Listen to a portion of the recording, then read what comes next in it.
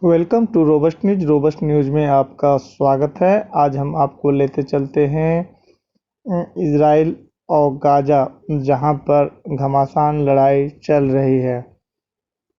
रविवार, आज 9 दिन 10 दिन होने जा रहा है। रविवार को इजराइल ने गाजा में पिछले एक हफ्ते यानी 8-9 दिन से सबसे अधिक हमला किया, जिसमें अब तक हजारों बच्चों की जानें चली गई और हजारों फिलिस्तीनी नागरिक लापता हो गए या मार दिए गए। इजरायल के प्रधानमंत्री बेंजामिन नेतन्याहू ने शनिवार शाम को कहा कि जब तक जरूरत पड़ेगी तब तक यह अभियान जारी रहेगा। इजरायल ने गाजा पट्टी में हवाई हमले जारी रखते हुए गाजा पट्टी पर नियंत्रण रखने वाले संगठन हमास के एक वरिष्ठ नेता के घर पर बमबारी की, एक शरणार्थी शिविर पर हमला किया और एक बहुमंजिला इमारत को ध्वस्त कर दिया। एक अल-जला नाम का बिल्डिंग को गिरा दिया गया, जिसमें समाचार agency the associated press AP, Qatar की न्यूज़ एजेंसी अल जजीरा और अन्य मीडिया संस्थानों के कार्यालय थे। और ये डायरेक्ट ये इजरायली फोर्सेस के करतूत को डायरेक्ट ब्रॉडकास्ट कर रहे थे, दिखा रहे थे, जिस वजह से सच्चाई सामने न चले जाए, पब्लिक का लोगों के पास सामने ना चले जाए, इसलिए इन बिल्डिंग पर हमला करके इसको अल जजीरा को बिल्डिंग का नाम अल जला है और न्यूज़ का नाम आप क्लियर कर देते हैं कि न्यूज़ का नाम है अल जजीरा। आप यूट्यूब पे सर्च करेंगे तो आपको मिल जाएगा। तो अल जजीरा का जो ऑफिस था, और भी कई ऑफिस थे, क्योंकि वो 11 मंजिला बिल्डिंग है। कोई एक 12 मंजिला कहता है, कोई 11 मंजिला कहता है, लेकिन जो टॉप फ्लोर था वो थोड़ा सा छोटा है। और जो जैसे हमारे इंडिया में अगर 5 मंजिला होता है तो ऊपर थोड़ा सा और रूम बना के रखता है, उसी तरह से वो है एक्चुअल में 11 मंजिला, लेकिन थोड़ा सा और रूम बना हुआ है। आप उसको 12 मंजिला भी कह सकते हैं, 11 मंजिला भी कह सकते हैं। तो ये बिल्डिंग है, बिल्डिंग का नाम है अल जला, और जिसमें जो न्यूज़ ऑफिस था उसका नाम है अल जजीरा। और कई तरह के और भी चैनल वगैरह का ऑफिस थे जो न्यूज़ वगैरह ब्रॉडकास्ट कर रहा था, और वो सच्चाई को डायरेक्ट दिखा रहा था लोगों को, दुनिया को। इस वजह से वहाँ की मतलब कि इजरायली आर्मी के द्वारा, फोर्सेस के द्वारा उस बिल्डिंग को तोड़ के गिरा दिया गया। वहीं हमास ने इजराइल में रॉकेट हमले जारी रखे हैं। उसने देर रात तेल अवीव शहर पर भी रॉकेट दागे। शनिवार को एक घर पर रॉकेट गिरने से एक व्यक्ति की मौत हो गई। समाचार के अनुसार, जानकारी के अनुसार, रविवार को इजराइल ने गाजा में पिछले एक हफ्ते में सबसे घातक हमला किया, जिसमें हजारों बच्चों की जान चली गई। कम से कम 2600 फिलिस्तीनी नागरिकों की मौत हो गई है। गाजा के स्वास्थ्य अधिकारियों ने इसकी जानकारी दी। रविवार तड़के हुए इस हमले के साथ इस संघर्ष में गाजा में कम से कम 300 से ऊपर फिलिस्तीनी मारे गए, जिनमें 147 और बच्चे और 227 महिलाएं शामिल हैं। इजराइल में 100 लोगों से भी अधिक लोगों की मौत हो गई है, जिनमें 2 बच्चे शामिल हैं। अमेरिका के राष्ट्रपति जो बाइडेन ने इजराइल के प्रधानमंत्री बेंजामिन नेतन्याहू और फिलिस्तीन के राष्ट्रपति महमूद अब्बास से फ़ोन पर अलग अलग बात की। हालांकि उन्हें इजराइल के अभियान का समर्थन किया है। इजराइल के युद्धक विमानों ने रविवार तड़के गाजा सिटी के अहम हिस्से में कई इमारतों और सड़कों को निशाना बनाया। निवासियों और वहां के लोकल पत्रकारों द्वारा जारी तस्वीरों के जो कि नहीं निकल पा रहा है, और जो भी चोरी छिपे वीडियो निकल रही है, हवाई हमलों से गड्ढा बन गया है जगह जगह, जिसमें अस्पताल की ओर जाने वाली एक मुख्य सड़क अवरुद्ध हो गई है, यानी रुक गई है। शिफा हॉस्पिटल का नाम है, जो गाजा पट्टी में सबसे बड़ा अस्पताल है। स्वास्थ्य मंत्रालय ने बताया कि ताज़ा हवाई हमलों में कम से कम 2 लोगों की मौत हो गई है और 25 घायल हो गए हैं। जिनमें बच्चे और महिलाएं शामिल हैं। उसने बताया कि बचावकर्ता अब भी मलबा हटा रहे हैं तथा अभी तक 5 और घायलों को निकाला गया है। 2 घंटों तक भारी बमबारी करने के बाद भी इजराइल सेना ने कोई टिप्पणी नहीं की है। इजराइल ने शनिवार को हमास की राजनीतिक शाखा के प्रमुख नेता खलील अल-हायह के घर पर बम गिराए। अभी अल-हायह के मारे जाने या किसी अन्य के मारे जाने की कोई खबर नहीं मिली है। आपको बता दें कि यहाँ आप जैसे कि हमारे ये न्यूज़ में हिंदी में सुन रहे हैं, तो यहाँ इस तरह हिंदी नहीं चलता है। यहाँ की भाषा हिब्रू या अरबी है और अंग्रेजी है। तो आपको अंग्रेजी, जो लोग अंग्रेजी बोलते हैं उनसे ट्रांसलेट करके तब आपको बताया जा रहा है। या कुछ लोग हिब्रू बोलते हैं तो हिब्रू से पहले वो अंग्रेजी में करते हैं ट्रांसलेट, फिर अंग्रेजी से फिर उसको हिंदी में ट्रांसलेट करते हैं।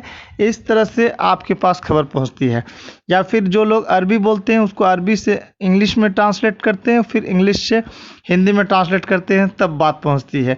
और बहुत सारे लोग हैं जो अंग्रेजी जानते भी नहीं है यहाँ के, या तो अरबी बोलते हैं या तो हिब्रू बोलते हैं। ऐसे में बहुत लोगों को समझना और फिर उससे न्यूज़ लेना भी एक बहुत कष्टदायक काम है। और वैसे भी यहाँ न्यूज़ लेने वाले रिपोर्टरों को देखते ही उसे गायब कर दिया जाता है। खैर, अल-हाय के घर पर बमबारी दिखाती है कि इजराइल अपना अभियान हमास समूह के अन्य कमांडरों को निशाना बनाने से आगे बढ़ रहा है। इजराइल ने कहा कि उसने हमास की सेना के दर्जनों लोगों को मार गिराया है। हालांकि हमास ने केवल 20 सदस्यों के मारे जाने की बात कही है। संघर्ष शुरू होने के बाद से ही इजराइल ने गाजा सिटी के बड़े कार्यालयों और आवासीय इमारतों को निशाना बनाते हुए आरोप लगाया कि इसमें हमास के फाइटर लोग रह रहे थे। शनिवार को उसने 12 मंजिला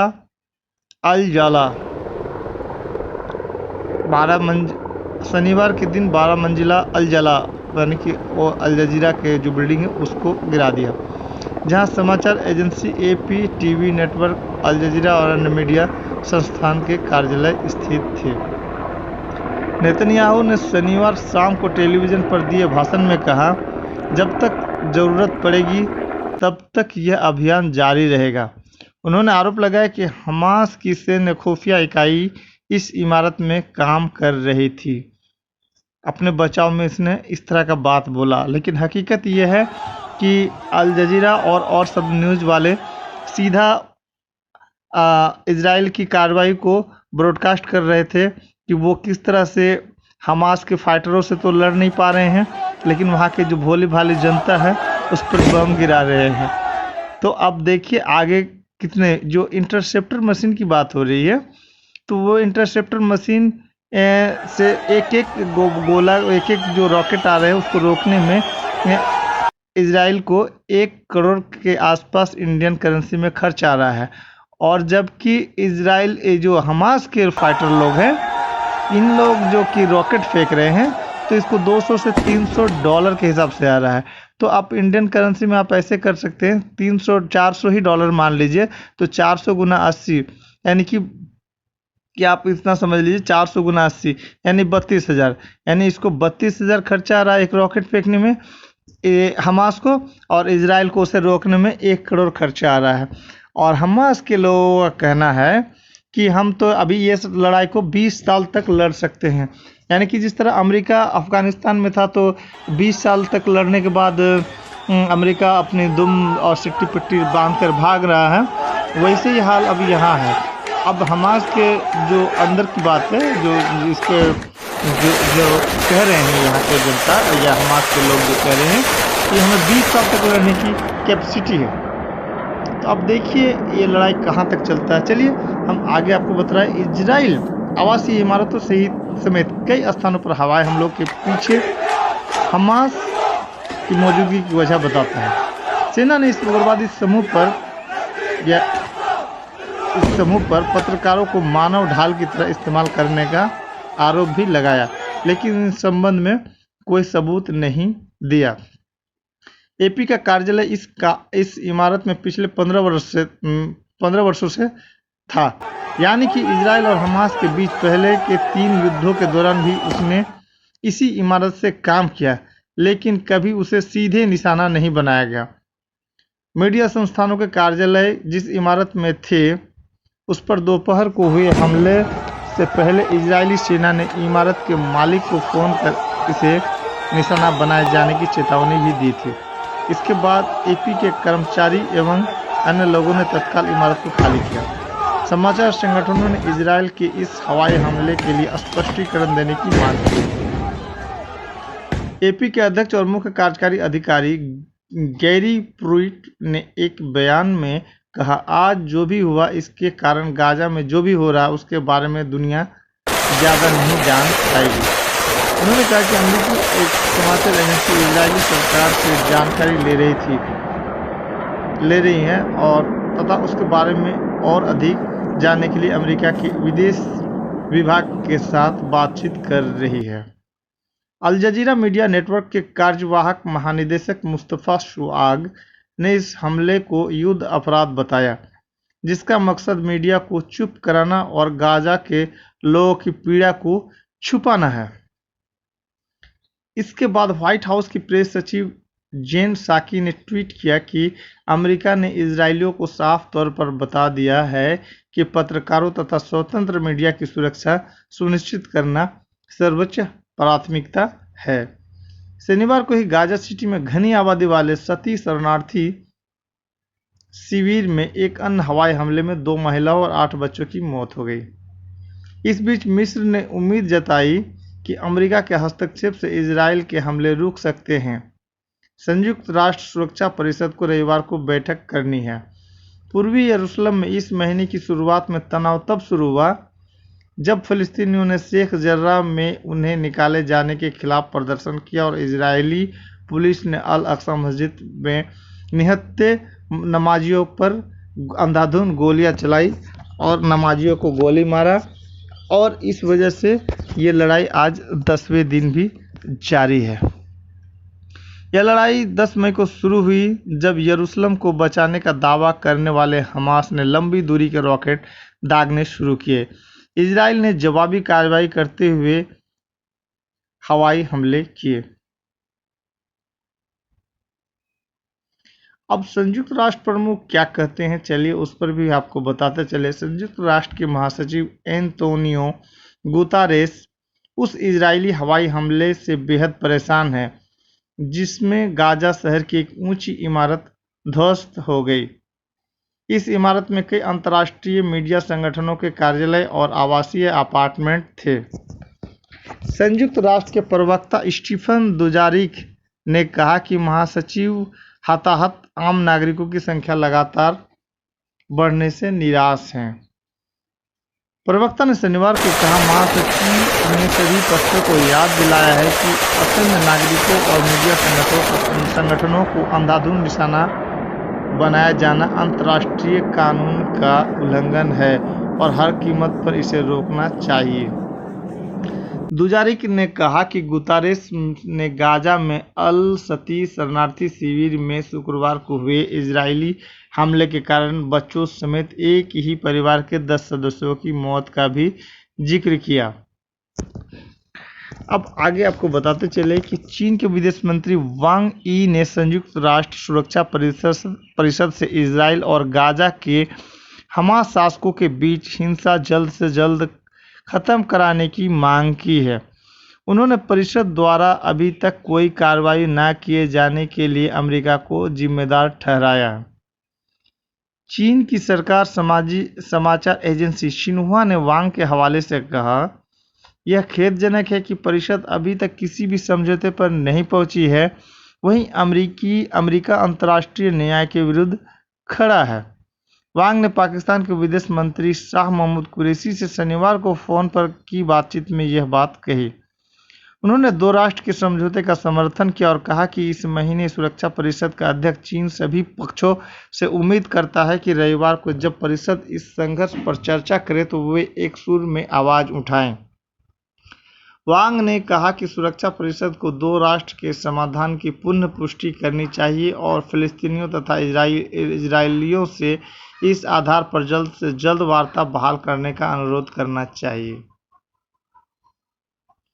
अब अमेरिका के शहरों में प्रदर्शनकारियों ने गाजा पर हवाई हमले की निंदा की, यानी कंडेम्ड की, जो कि सऊदीया भी कर रहे हैं। अमेरिका में फिलिस्तीन समर्थकों ने गाजा पट्टी पर इजरायली हवाई हमले खत्म करने की मांग करते हुए लॉस एंजिल्स, बोस्टन, फिलाडेल्फिया और अन्य अमेरिकी शहरों में प्रदर्शन हुए। हजारों लोगों ने लॉस एंजिल्स में संघीय इमारत से लेकर इजरायली वाणिज्य दूतावास तक शनिवार को रैली निकाली। उन्होंने फिलिस्तीन को आज़ाद करो और इंतिफादा यानी विद्रोह कायम रहे के पोस्टर पकड़ रखे थे। सैन फ्रांसिस्को में प्रदर्शनकारियों ने ड्रम बजाकर और फिलिस्तीन आज़ाद होगा के नारे लगाकर प्रदर्शन किए तथा रैली निकाली। इसके अलावा बोस्टन, वाशिंगटन, फिलाडेल्फिया और पीटर्सबर्ग समेत कई शहरों में प्रदर्शन हुए। लड़ाई का मुख्य कारण था कि मस्जिद में नमाजियों को सीधे इजरायली फौजियों के द्वारा गोली चला देना ही और उन्हें निहत्थे नमाजियों पर मारना ही इस लड़ाई का मुख्य कारण है। और इस लड़ाई की उम्मीद की जा रही है, जैसा कि यहाँ के लोगों से पता चल रहा है, कि कम से कम 20 साल तक तो ये लड़ाई अभी और खींचेगा। अब रहा कि दुनिया जिस इजराइल से हथियार खरीद रहा था, अब वहाँ के हथियारों की क्या स्थिति है कि अब इजराइल खुद ही अब दूसरे देशों से आशा कर रहा है कि हथियार खरीदे। जैसे कि आपको न्यूज़ से पता भी चलेगा कि ये अमेरिका वगैरह से हथियार मंगवा रहे हैं। अब लॉकहीड मार्टिन हथियार देगा भी तो ये सोच विचार करके, और इजराइल के जो इतने सारे जो हथियार थे वो किधर गए और वो उसकी स्थिति क्यों इतनी बद से बदतर हो गई। और अब आगे भी आप देखते जाएंगे कि हकीकत खुल न जाए कि वहाँ के हथियारों की जो क्वालिटी है वो दुनिया के सामने ना आ जाए। इसलिए न्यूज़ वाले को और न्यूज़ चैनल ऑफिस वालों को सबसे पहले टारगेट किया जा रहा है, और लोग यहाँ वीडियो जो भी ले रहे हैं, फुटेज ले रहे हैं, उसे छुपा कर ही ले रहे हैं और बहुत ही मुश्किल से इसे फिर ब्रॉडकास्ट भी करवाया जा रहा है। ऐसा नहीं कि आप जैसे कि ऐसा कहीं दुनिया में आपको मिसाल नहीं मिलेगा कि नमाजी नमाज पढ़ रहा हो और उसे एक आर्मी के द्वारा अंधाधुंध गोलियां चला दी जाए। और चूँकि इंडिया में इस तरह का होता है, लेकिन ऐसा यहाँ के कितनों भी एक ख़राब से इंडिया में भी मुस्लिम हिंदू दंगे होते हैं, लेकिन इतना दंगार्थियों में इतना मतलब कि ध्यान रखा जाता है कि कोई अगर ऊपर वाले का नाम ले रहा है, प्रार्थना कर रहा है, उस पर जाकर बम चला दे। इतनी घटिया हरकत इंडिया में नहीं होता। यहाँ के भी जो दंगार्थी हैं वो ऐसा नहीं करते, लेकिन ये रेयरेस्ट ऑफ रेयर कह सकते हैं कि यहाँ ये मस्जिद अल अक्सा में इजराइलियों ने इस तरह का हरकत किया, और इस हरकत में माफ़ी मांगने के बजाय उल्टा अपने हथियारों से इन्हें ललकार रहे हैं। और ये फ़िलिस्तीन के लोग इसका मुकाबला चाहे वो ईंट पत्थर से करे या कम सस्ते रॉकेट से ही करे, लेकिन दुनिया को इसकी हकीकत, इजराइल की हकीकत को दिखाया जा रहा है, दिखाने का प्रयास किया जा रहा है, और हम आपको अपडेट देते रहेंगे। और एक चीज़ का आपको अपडेट दे दें कि ये हमास के लोग जो रॉकेट छोड़ रहा है तो वो टारगेट मिस क्यों कर जाता है। तो देखिए, इस पर एक आपको बताएं, ये एक धार्मिक किताब के अनुसार कि एक ये होता है, पौधा होता है, पाया जाता है यहाँ पर, जो इजरायली लोग खूब लगाते हैं, दरकत का पौधा। ये दरकत का जो पेड़ होता है, इसके नीचे जो इजरायली फौज छुप जाता है, तो वो रॉकेट जो फेंका जाता है इसके तरफ से, हमास की तरफ से और फिलिस्तीनियों की तरफ से, तो जब ये बरगद के पेड़ के नीचे छुप जाता है तो वो उसे मिस कर देता है, ये टारगेट को मिस कर देता है, और वो पेड़ में लगने के बजाय कहीं और निशाना चूक जाता है, कहीं और जाके लग जाता है। यानी कि बरगद का पेड़ इन लोगों का बचाव करता है, और जिसकी वजह से ये लोग आपस में गिफ्ट भी देते हैं। तो बरगद का पौधे का दरकत का पौधा कहते हैं, आपके इलाके में कुछ और बोला जाता है, हमारे इंडिया में बरगद बोला जाता है। तो ये पौधे का इस्तेमाल किए करके लोग इस पौधे और इस झाड़ियों के पीछे छुप जाते हैं इजरायली फौजी, जिससे कि रॉकेट के हमलों से बच जाते हैं। तो इस पर भी साइंस वालों को रिसर्च करना चाहिए कि आखिर इस पौधे में, इस पेड़ में आखिर क्या खासियत है कि इस पर जो हिट किया जाता है, जब आपको मैं एक छोटा सा पौधा का वीडियो दिखा दूंगा कि जब इस पे हिट किया जाता है तो वो इस बरगद के पेड़ के पीछे आर्मी छुप जाते हैं, इजरायली फौज छुप जाते हैं, और इजरायली जहां भी जाते हैं या जहां भी रहते हैं इस पेड़ को बहुत ज़्यादा लगाते हैं। आखिर उसमें रेडिएशन का भी कोई असर नहीं होता, और आए हुए जो ड्रोन वगैरह या जो हिट करने के लिए जो मिसाइल आता है, मिसाइल अपना रास्ता भूल जाता है। इस पेड़ की ये खासियत है। और ये पेड़, ये इजरायली लोग, यहूदी लोग, जायोनिस्ट लोग, इसको आप यहूदी को जायोनिस्ट भी कहते हैं, इंग्लिश में जायोनिस्ट कहते हैं, और इसके जो धर्मगुरु होते हैं उसको रब्बी कहा जाता है। तो ये इनके रब्बी और ये जायोनिस्ट लोग जहां भी जाते हैं वो इस दरकत का पौधा खूब लगाते हैं। और अब जो लड़ाई में देखा जा रहा है कि जब फिलिस्तीनी लोग रॉकेट फेंक रहे हैं तो ये इस पेड़ के नीचे छुप जाते हैं। चलिए हम आपको अपडेट देते रहेंगे, चैनल पर बने रहें, चैनल से जुड़े रहें, अपडेट देते रहेंगे। आपका दिन शुभ रहे। Thanks for audience, thanks listeners.